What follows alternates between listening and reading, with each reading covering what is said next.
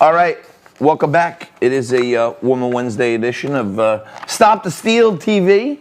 Things are going down all over the place, mainly while it's Thanksgiving Eve, and we have much to give thanks for all of us who are still vertical and not COVID infected, like 99.96% of America.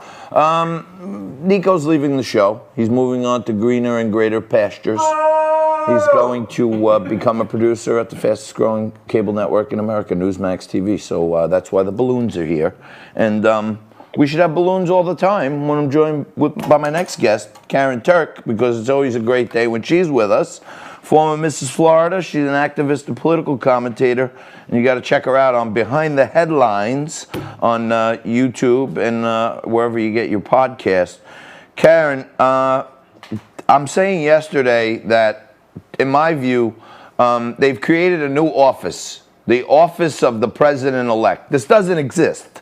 There is no office of the president-elect, but they're trying to tell America that's the guy. So they've created a fake office, right?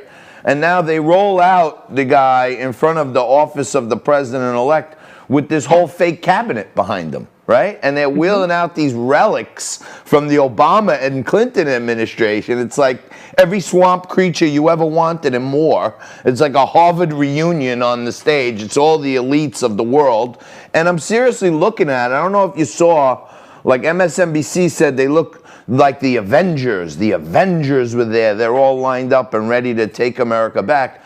And I was looking at that shot, even the way they had them set up. All the men were in these drab suits with solid ties, right? And I'm thinking they're in Madame Tussauds wax museum or something. That's what it really looked like to me. How scary would this be if this guy actually becomes president? It's a media production. This is a television show. That's what this is. This is not a real thing. The office of the president-elect doesn't exist. The Electoral College gets to decide who the president-elect is, not the mainstream media. And they're just misleading the American people again and again and again. And I'm sorry, but at this point, if you're not waking up to realize this is all not only fake news, but a big budget media production, then you're living under a rock. I mean, look, the Avengers are masked. They're masked. This is just unbelievable. It's ridiculous. And relics is a really good word for I swear to God, I froze it. You know, like at night, I'm trying to like prepare for tomorrow's show, and I watch CNN to get aggravated, and I watch Fox, I watch I go back and forth to see if there's anything compelling in there, right? And then I see this shot of Joe Biden, and they got the people in the back all dark with masks on, and I'm literally freeze it so I can say, wait, what is that? And I'm thinking in my head, it looks like a wax museum. They look like relics standing behind a relic. It's really crazy, but it's crazy. It's crazy. Can you believe that there are actually people, I mean, that fight with me on social media every day that are like, it's over. Why don't you stop? It's over. Just accept this. And you know what? There's not a lot of people that are in their right mind that can accept this, because this is a show. This is a production. This is not real America.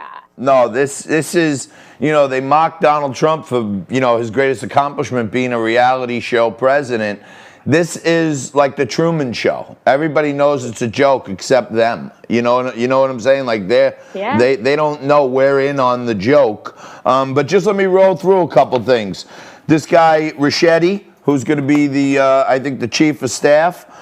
He was Bill Clinton's deputy chief of staff, and he was the primary force behind adding China to the World Trade Organization. That was one of the worst things that ever happened to America. So this guy, Joe Biden's right-hand man, this is the guy who got us in this jam in the first place with China.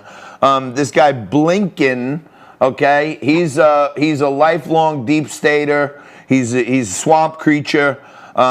He has this company, West Tech Advisors, and they do consulting work for all the big tech companies, Google, Facebook, all that other good stuff. And he was a primary contributor on the whole collusion hoax on CNN. So this is another deep stater. And this guy, Mayorkas, he was cited in 2017 calling for amnesty for any illegal immigrants who are under 31 years old, and said he would like to expand it. So, I mean, we got the swamp seeping in I hope this show gets canceled, Karyn.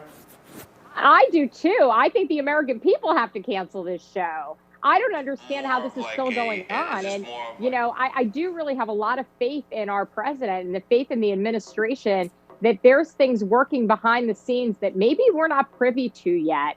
And that at some time here in the near future, there's going to be some big news that's going to come out and it's going to shock and shake this up. And this is going to be over and done with because this show needs to get canceled. That's for sure. The Biden show can't hold a candle to the Truman Show. No, it sure. Yeah, I mean, I didn't love the Truman Show either, but that's what it reminds me of. They just keep making sets around this guy to make it look like he's the candidate. And I'm watching Morning Jo this morning, okay, and he's talking about how great it is to have Joe Biden back on the global stage. And Madeleine Albright is on there. They're having this big celebration of a party that we're going to be friends with the world again, right? And Madeleine Albright says, the United States of America has been AWOL for 4 years, a complete disaster, is what she says. Okay? So have we been AWOL or have we been putting America first? No, you're just listening to people that have sold their souls to the devil. And, Madeleine Albright, Joe Scarborough, I can go on and on, Don Lemon, Chris Cuomo. I mean, my honest opinion is that these people will do anything for money. They don't even believe what's coming out of their mouths. They're, just paid puppets for CNN. I don't think that they actually believe what they're talking about. I think they've sold their souls for the mighty dollar. And, they're as corrupt as the people in the deep state, hiding behind Joe Biden in full view on the stage. This is the swamp. They are the swamp. CNN is the swamp. And the people that work for it and support it and MSNBC, they're no better. No, it's really, really getting crazy when I just keep, every time I see it on TV and I see this office of the president-elect, I just think, like, how dumb do they think they are? We are. So on our last note, we only have a couple minutes left. Apparently, woman of white privilege, immense white privilege, Lori Loughlin, paid off this dude to tell a college advisor to make believe her daughter was on the rowing team, or all these rich folk. It's okay to break every rule because you're privileged and you can do it, right? Now she's in jail, right, and apparently having a hard time. Tell us from your perspective, because you can identify. Yeah, I think she went in with the wrong attitude. I think she went in with the attitude that she is privileged and that it was going to be easy, and it ain't easy.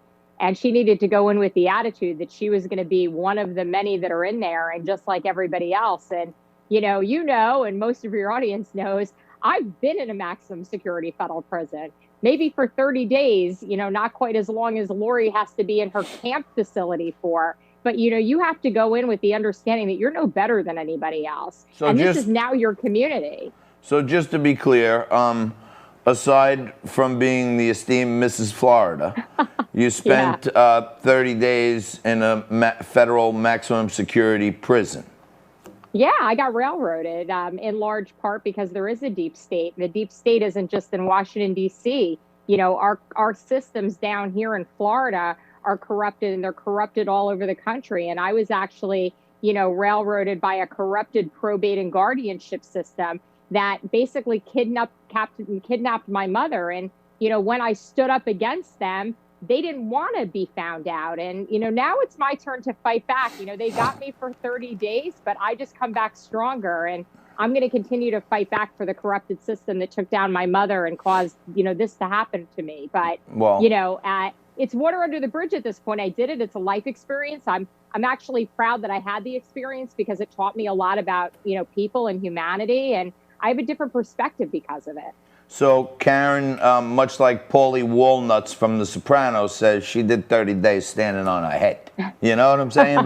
So Karyn, 30 seconds left. I don't know if you want to wish young man Nico here a fond farewell as he departs us for higher places.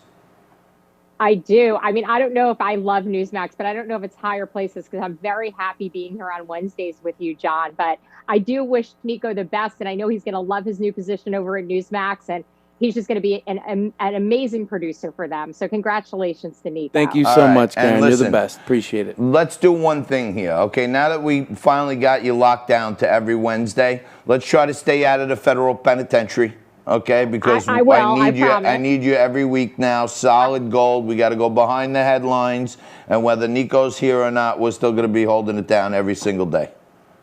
Can't wait. Let's get to the bottom of the story every week and go behind the headlines. I You can't know wait, it. John. That's my friend Karyn Turk right there in Florida. Happy Thanksgiving, darling, you and the family.